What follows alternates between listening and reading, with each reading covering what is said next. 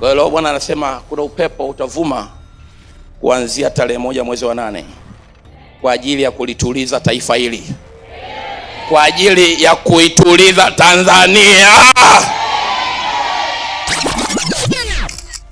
Katika ibada ya siku ya Ijumaa ya tarehe 31 mwezi wa 7 mwaka 2026, ibada yenye mlengo wa kinabii, maombi ya maachilio ya jioni sehemu ya 5.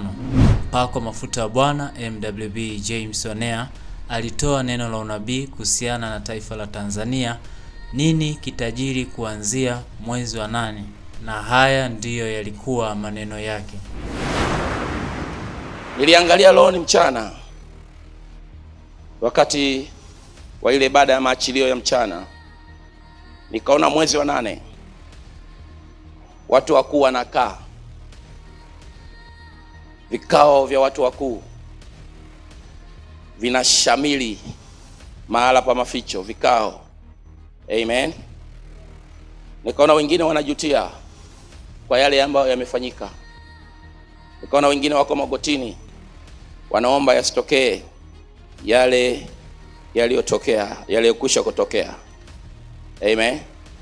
Kwa hiyo Bwana anasema kuna upepo utavuma kuanzia tarehe 1 mwezi wa 8 kwa ajili ya kulituliza taifa hili, kwa ajili ya kuituliza Tanzania. Na ninaona wale malaika 7 miongoni mwao. Naona yule aliyesimama juu ya nchi akiwaambia wale wengine, harakisha mchakato, harakisha mchakato, harakisha mchakato, harakisha mchakato, harakisha mchakato, kwa maana Bwana Mungu ana ajenda na taifa hili. Ndipo utakaposikia sehemu ya pili ya maliziano ya kitaifa. In the name of Jesus. Mtu wa Mungu, kama tulivyosikia maneno haya ya unabii yaliyotolewa na mpako mafuta wa Bwana MWB James Onea, na sasa nabii amekushanena. Hebu tusubiri utimilifu wa maneno haya ya unabii. Ndipo utakaposikia sehemu ya pili ya maliziano ya kitaifa.